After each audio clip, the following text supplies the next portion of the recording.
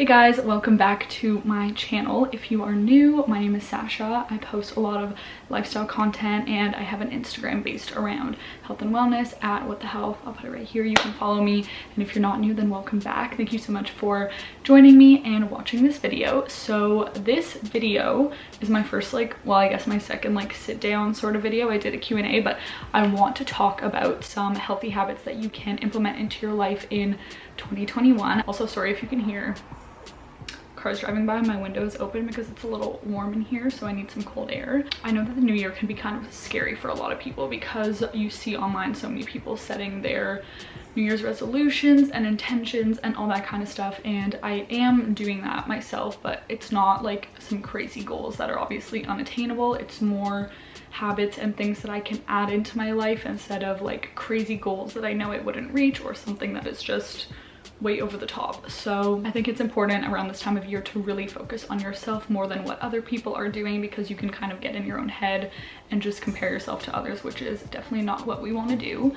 And I know that after, this crazy year we've had with COVID and everything, life just kind of turned upside down. So 2021 is going to be a year that is hopefully better for all of us. And so I just wanted to give you guys some ideas if you are struggling with, changing some part of your life or doing something that you've always wanted to do. Here are some of my tips that are pretty easy and I think are super important and will definitely change your life as I've implemented them, and it has made a really big positive impact on me. So I just have my phone because I wrote some down, so that's just what I'm looking at quickly. Okay, number one is to create some sort of morning routine. It does not have to be crazy with taking a million supplements. I know that in the wellness world on Instagram, it's kind of easy to get distracted with what to do in your morning routine, but honestly, just keep it simple. My morning routine every day is to try to wake up around the same time. I read and I typically journal, and I'll sit and do that while I have my morning coffee, and then I will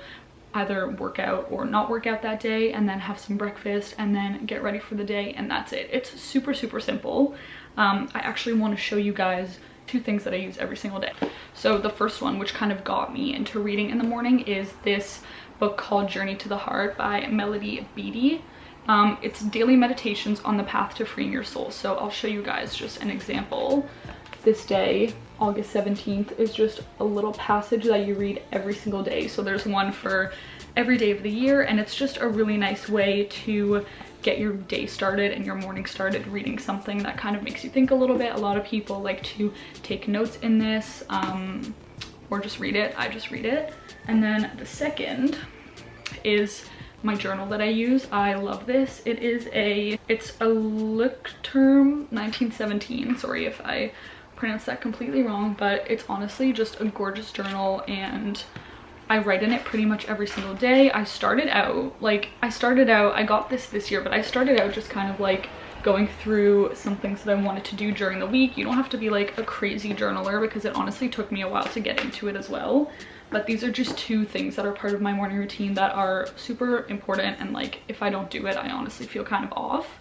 But you could read anything, or just, it doesn't have to even be journaling. You just do something every single morning that you know that this is your morning and it's for you, and it's time that you carve out of your day to make sure that you start off on the right foot. So it could literally be anything, like going for a walk or doing a 5-minute morning stretch.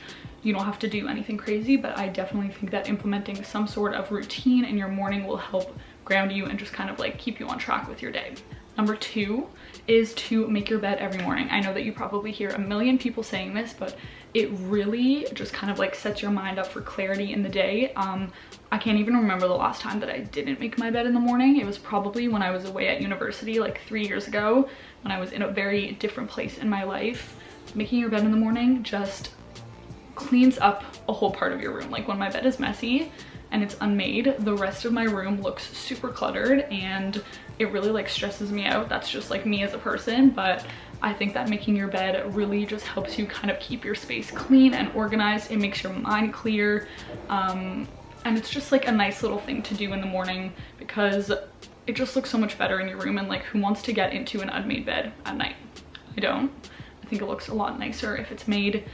And it's just a little habit that you get into, a routine of doing, and I think it's very beneficial. So I highly recommend making your bed every single morning. Number 3 is not using your phone or technology for the first hour of the day. I am definitely guilty of like not listening to this sometimes, but I honestly try my hardest. Today it was like 45 minutes after.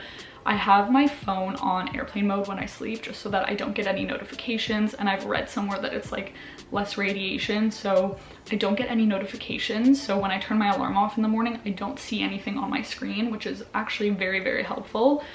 So I recommend you guys do that too, because if I see notifications when I wake up, I'm going to want to like check them and everything, which is going to make me go on my phone. So instead of going on my phone in the morning, I'll wake up, do whatever like in the bathroom, and then I get into my morning routine with my coffee and my reading and everything, and it's usually about an hour, and then I can check my phone once I'm done my routine. It's just a really nice way to literally just make some time like sacred to you with no technology. And I find that if I'm on my phone super early in the morning at like 8:30 when I wake up, I'm so much more tired throughout the day, because like right away in the morning you want to get vitamin D like in your eyes. It does something with your sleep, and it like produces your melatonin naturally. So if you go onto your phone first thing, that's the blue light first thing like hitting your eyes, which is obviously really bad for us, which is why I wear blue light glasses, but that's besides the point. I definitely think that you guys will notice a huge difference if you don't go on your phone for the first hour of the day. It's a really good one. Number 4 is a really good way to just keep organized, is to write things down in some sort of like planner, or even just like a pen and paper, like your to-do list every single day instead of on the computer. I personally love crossing things off of my checklist. So I have an agenda for school where I write every single assignment and every single thing I have to do. Sometimes I'll use notes on my phone, but I really try to write it out, and I find it so much more therapeutic, and like it's just a very different way to keep organized. Any way that we can stay off of technology to keep organized and plan our lives is really, really amazing. So I highly recommend getting a good planner. You could even use your journal like this, as I showed before. Any type of journal, you could just write out your week or your day or like your grocery list, like anything. Just write it down in a book, and then you can just keep referencing it back and forth when you need to check something out. Number 5 is to read more. I have made it a habit this year to try and read at least an hour every single day of any book, like besides my morning books that I just showed. I bought a couple books that I'm planning on reading soon, and my goal for the new year is to read 2 new books a month, unless they're like 1,000 pages. But yeah, I don't know, it's just, reading is so therapeutic, especially at night for me. It really helps me kind of wind down and relax. So if you have a hard time sleeping, I would maybe put the phone away an extra like hour before you usually do and just read instead. It really tires your eyes, and I have way better sleeps if I read before bed instead of, you know, checking my phone right before bed, of course, because the blue light kind of keeps you awake. But I highly recommend reading. It's just amazing to always like be learning and reading something new, whether it's like an educational book. I bought a few that are like biographies, and I bought a few health books, and it's just so amazing to like constantly be learning. So if you're passionate about something, read books all about that. I love self-help books. Some of my favorites are You Are a Badass, You Are a Badass at Making Money, and The Subtle Art of Not Giving a Fuck. It is amazing books, and I'll show on the screen a couple other ones that I've read that I highly recommend if you don't really know where to start. So you can check out some of those recommendations. But yeah, reading more is an amazing goal to have. I used to read so much more when I was younger, and I really fell out of it because I was forced to read for school, and I feel like as I get older, I appreciate reading so much more. And the last one I feel like is super important in the day and age of social media, and that is to be more conscious of the type of content you consume. There is so much content out there. Everywhere you go, there's news, Instagram, Facebook, Twitter, like whatever it is, there is so much content, and I think it's really important. I feel like people forget that social media can be such a powerful tool. It's not just for fun and like scrolling on Instagram. You can learn so much and follow people that are really knowledgeable and insightful on their respective topic. And I think it's really important to follow people that truly make you feel good. If you are seeing somebody on Instagram who makes you feel bad about yourself, or you don't agree with what they're posting, unfollow them. Like, I feel like it used to be such a negative thing, like, oh my god, like they unfollowed me on Instagram. If you don't really care about the content that somebody is posting, whether it is a celebrity, an influencer, somebody like from high school that you don't care about anymore, like unfollow them, because you don't need to see that if it makes you feel a negative way.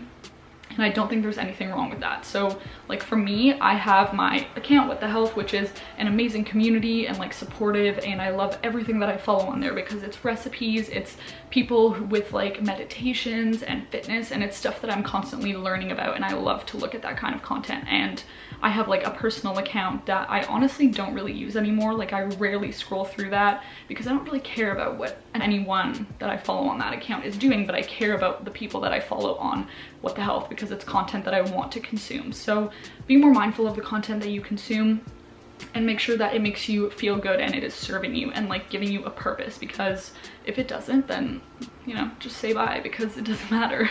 Okay, and then the last one, which kind of speaks for itself, is to get rid of things.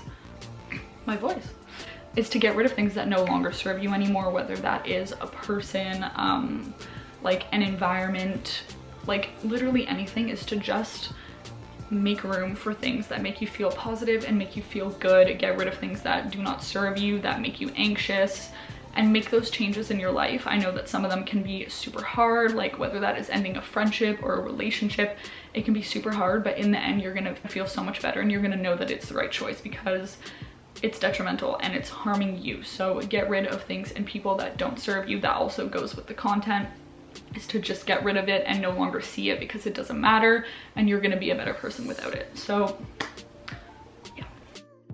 So those are 7 tips and habits that you guys should all be bringing into the new year with you for a better, healthier, hopefully almost COVID-free 2021. So I wish you all a very, very happy new year. To keep up with me and all my content, check out all my socials. It'll either be here or down below. Subscribe so you can be notified every single time I post a new video, and turn on the little bell also.